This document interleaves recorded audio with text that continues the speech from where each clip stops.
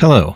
So I decided that I'm going to make a video talking about my experience in the Army. Um, the main reason I wanted to do this was because A, not a lot of people know this about me, and B, I figured it could give some insight on why I am the way I am. Uh, and, just to I think sharing trauma can sometimes be a good thing because it can let people know that they're not alone in the traumas that they deal with. Um, so yeah, I figured I would just share my story. I'm going to try to make it as concise as possible because I don't want to bore you guys to tears, but I also want to try to not leave out too many details. So without further ado, here we go.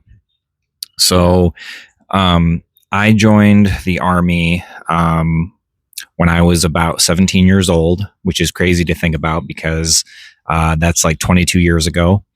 I was still in high school and I wanted to be in the Army mainly because my dad said he was in the Army. And so that was a major influence on my decision to want to join the Army as well. Like I said, I was 17 years old, and just for context, back then, I was young, I was dumb, I was very at the time pro George Bush, George Bush the second, not senior. Yeah, that's how old I am. It was 2005 when I was in high school and about to graduate. So yeah, I was 17 years old. I was pro Bush. I was very pro war. I believed the propaganda that we invaded Iraq. I fully believed that Iraq had weapons of mass destruction. Blah blah blah. You know how it goes. Anyway, I bought into that, and I joined at 17, like I said. And back then, then since you're not an adult, you need parental permission and all this and that. So anyway, I finally graduated high school, and then that's when the process started of me, going into the Army. And I graduated all that, and then it was about ready for me to ship out. Well, basically fast forward to me shipping out. My basic training was in Fort Knox, Kentucky, so I had to get on a plane and go there for basic. And I very vividly remember reading the letters that my parents gave me, saying, goodbye to me temporarily, of course. But I remember I still have those letters. And when I read those letters, and by the way, that was a very scary time for me because I had never really left my hometown. And so that was really scary for me. In fact, I had never even flown on a plane up until that point. So that was my first time even really in an airport flying for the first time. And when I read those letters, I read them on the plane. That was one of the hardest times that I've ever cried ever in my life. That was really tough. It was very hard on me. So, yeah, that was really hard on me. And it was the longest that I had been away from my parents. So that was tough. And then I got to Fort Knox, Kentucky. I went through the processing, all of that. And, man, just from the very start, it seemed like everything was just not going my way. I remember getting very sick basically the first day that I was there, sicker than shit. So that was fun. And then I finally went to basic. So I ended up spending, just to backtrack a little bit. By the way, I'm sorry. None of this is scripted. I'm just going off the cuff here because, quite frankly, I'm too lazy. I don't want to go through editing. So I might jump around. So I apologize if this is confusing.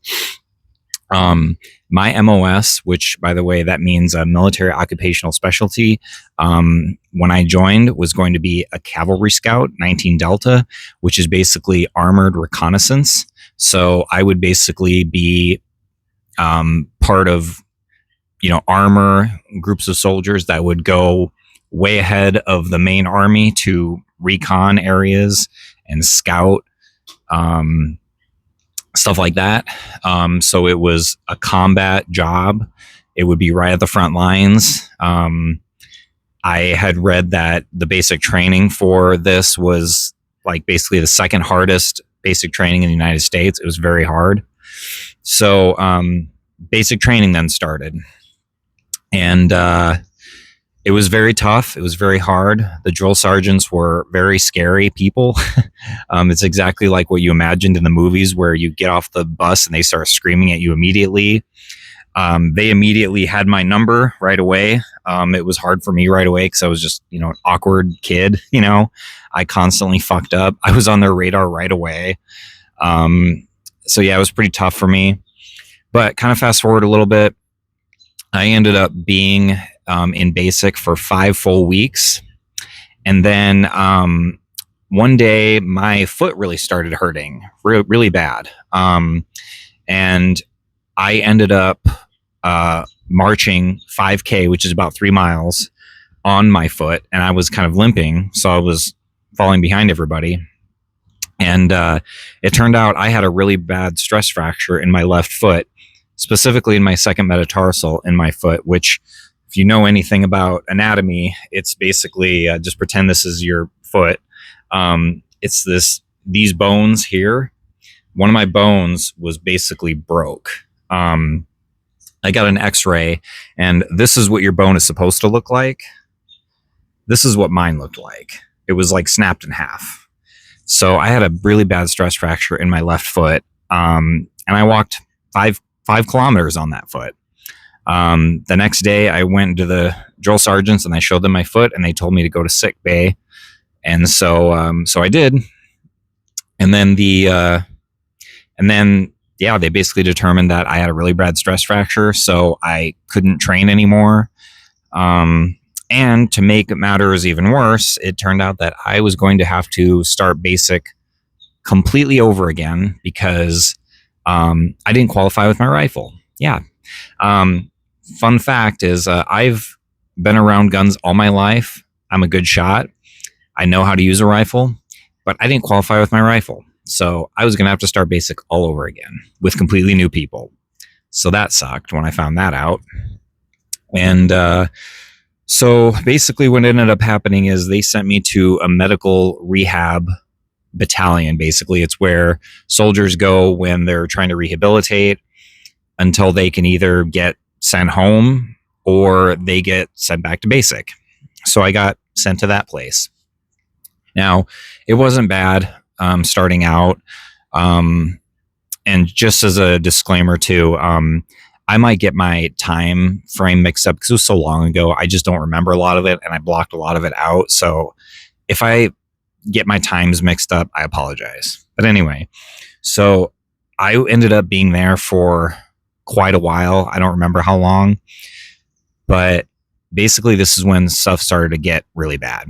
So at some point when I was in that medical rehab battalion, I called home and I talked to my mom, and she told me some pretty bad news, some really bad news, and told me that one of my best friends had committed suicide. His name was Garrett Nelson, and he committed suicide while I was there, and I couldn't go to his funeral.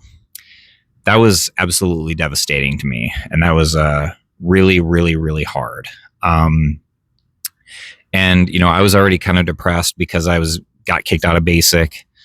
And once I learned that, I started to kind of spiral, and I started to get very depressed, and I got to a point where I felt very suicidal. And I eventually told the drill sergeants that I am having suicidal thoughts. And it was at that point that they basically said, okay, we have to do something. We have to intervene. So they ended up sending me to a like a medical, uh, basically a mental health facility.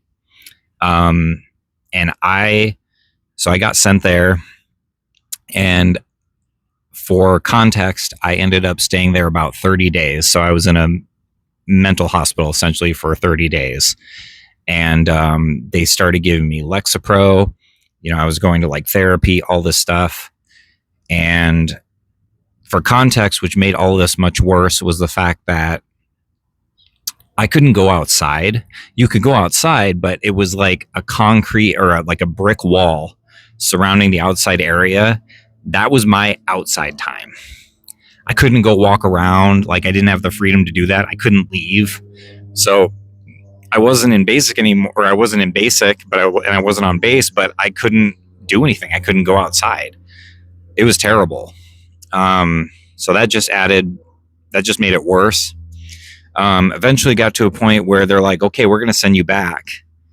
And I was trying to tell them that I can't go back because I can't stay in anymore. I try to convince them that I need to get out. Do you think they listen to me? No. It literally got to a point where I said, if you send me back, you're going to have a dead soldier on your hands, meaning I'm going to hurt myself, not anybody else, but myself. And instead of like listening to me and understanding, they punished me and they took away my privileges for like a few days. So I had to like earn my privileges back. So they punished me. Long story short, they just sent me back and said nothing was wrong with me. They just didn't listen. So I'm back at this medical rehab place, and I was basically kind of desperate. And for context, I also found out that a friend that I had made in these barracks, his name was Charlie Eager. I still remember his name. I found out that when I was gone, he went up to the top floors where no soldiers were sleeping, and he broke a mirror and he cut his wrists. So he attempted suicide. And instead of giving him the help that he needed, they just bandaged him up and sent him back. So he had like scars on his wrists. He attempted suicide. He failed, but they didn't help him. They didn't give him the help that he needed. So that was terrifying. But anyway, so I basically made the decision that I need to get out of here. I need to get out of here badly. So in the Army at the time, they had what was called Christmas Exodus, which is where they would send you home and you could go home for Christmas to see your family and then come back. Well, basically, I waited it out and I went home for Christmas and I didn't come back. I stayed home. So after a certain period, they consider you AWOL, which is absence without leave. And so I stayed AWOL for a while. And then eventually I found out more information about, how this would work if you want to get out. And I stayed AWOL for about 90 days. And then I eventually turned myself in. I went with my dad driving truck to Fort Sill, Oklahoma, which is like the out processing place for the Army. And he dropped me off there, and I was there for about a week, and then I got out processed.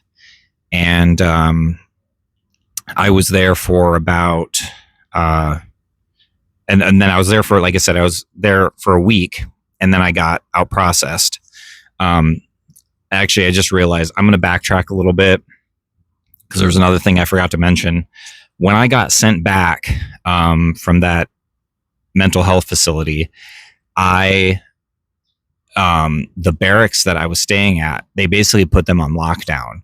So they made it so, because basically so many soldiers were running off base and going AWOL and like escaping, that the commander in charge of those barracks basically put it on lockdown. So there was like a couple months period, a few months, I don't even remember, where I couldn't go outside. The only time I saw the light of day was when we were getting walked to the mess hall to eat. So it was basically like I was in minimum security prison. So that just fed my anxiety, my depression. I couldn't even go outside without being escorted. So it was like I was in prison. So I essentially know what it's like to be in prison.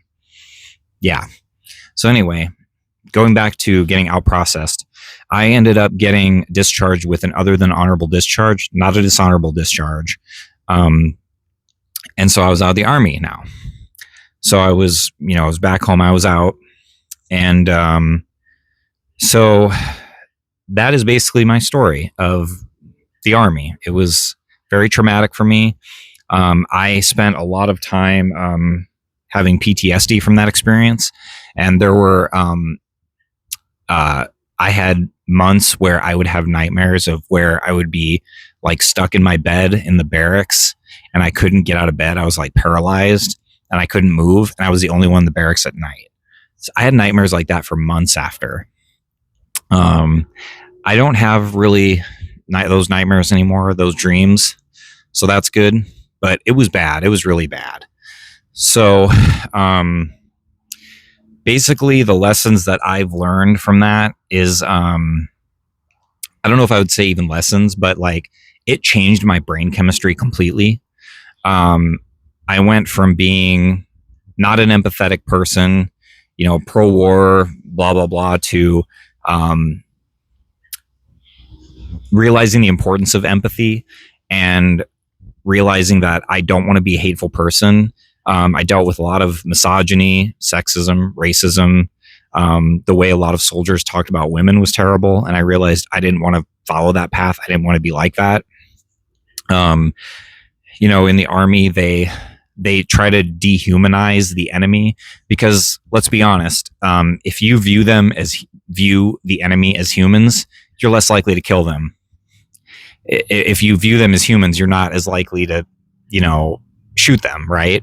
So, they kind of try to terrify you, make you afraid of people, so it's easier to kill them. And I just didn't want to think that way. So that's why I am the way I am today. And that's why I'm liberal. That's why I'm not conservative. I don't relate to the Republican Party. And I just realized the importance of empathy and how important it is to just be open-minded and, having a more cosmopolitan view on the world.